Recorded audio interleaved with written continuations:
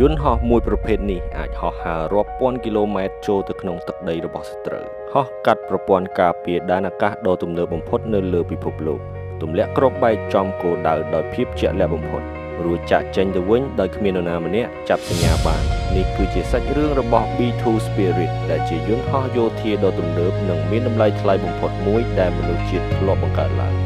រឿងរ៉ាវរបស់ B2 Spirit បានចាប់ផ្ដើមឡើងក្នុងអំឡុងឆ្នាំដ៏តានតឹងនៃសង្គ្រាមត្រជាក់នៅពេលនោះសហភាពសូវៀតបានបង្កើតប្រព័ន្ធការពារដែនអាកាសដ៏មានឥទ្ធិពលបំផុតមួយចំនួននៅក្នុងលោកស្ថានីយ៍រ៉ាដាមីស៊ីលបាញ់ពីដីទៅអាកាសនិងយន្តហោះចម្បាំងស្ទាក់ចាប់ត្រូវបានរចនាឡើងដើម្បីបាញ់ទម្លាក់រាល់យន្តហោះទម្លាក់គ្រាប់បែកណាដែលព្យាយាមចូលមកក្នុងដែនអាកាសរបស់សូវៀតកងទ័ពអាកាសរបស់សហរដ្ឋអាមេរិកត្រូវការអ្វីដែលថ្មីហើយប្លែកនោះគឺយន្តហោះដែលអាចគេចផុតពីការចាប់សញ្ញាបានទាំងស្រុងគំនិតនោះហើយដែលនាំឲ្យមានការអភិវឌ្ឍយន្តហោះទម្លាក់គ្រាប់បែកបំបាំងកាយដ៏អស្ចារ្យនេះដើម្បីសម្រេចបាននូវសមត្ថភាពបំបាំងកាយវិស្វករនៅក្រុមហ៊ុន Northrop Grumman បានប្រើប្រាស់គំនិតចម្លែកមួយដែលគេហៅថា Flying Wing ខុសពីយន្តហោះធម្មតា B2 Spirit គ្មានកន្ទុយនិងគ្មានព្រុយបញ្ឈរឡើយតួខ្លួនទាំងមូលរបស់វាមានរាងជាស្លាបដ៏រលោងតែមួយការរចនានេះជួយឲ្យរលកសញ្ញារ៉ាដាខ្ចាត់ខ្ចាយទៅទិសផ្សេងដែលធ្វើឲ្យប្រព័ន្ធរ៉ាដាពិបាកខ្លាំងក្នុងការចាប់សញ្ញារបស់វា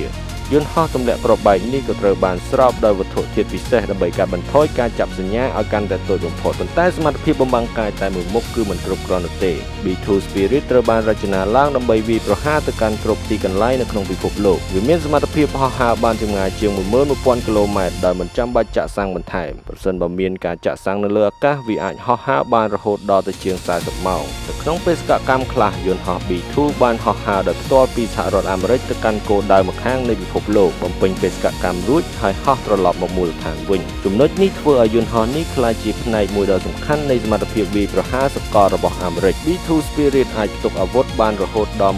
18000 គីឡូក្រាមដោយក្នុងនោះរួមមានគ្រាប់បែកនាំផ្លូវដោយភាពជាក់លាក់គ្រាប់បែកសម្រាប់ទម្លុះលេនដ្ឋានក្រោមដីនិងអាវុធនុយក្លេអ៊ែរដោយអាវុធទាំងនេះត្រូវបានផ្ទុកនៅខាងក្នុងតួខ្លួនវានៅតែរក្សាសមត្ថភាពបំបាំងកាយរបស់វាបានយ៉ាងល្អឥតខ្ចោះនៅអំឡុងពេលបំពេញបេសកកម្ម B2 Spirit បានចូលរួមសមរភូមិដំបូងក្នុងសង្គ្រាមកូសូវូនៅឆ្នាំ1999ក្នុងអំឡុងពេលនោះយន្តហោះ B2 បានហោះត្រង់ពីសហរដ្ឋអាមេរិកដើម្បីវាយប្រហារគោលដៅក្នុងប្រទេសសេប៊ីក្រោយមកយន្តហោះនេះត្រូវបានប្រើប្រាស់ក្នុងសង្គ្រាមនៅអាហ្វហ្គានីស្ថានអ៊ីរ៉ាក់និងលីប៊ី B2 Spirit គឺជាយន្តហោះដែលមានតម្លៃថ្លៃបំផុតមួយដែលមិនធ្លាប់មានយន្តហោះមួយគ្រឿងមានតម្លៃជាង$2000 លាន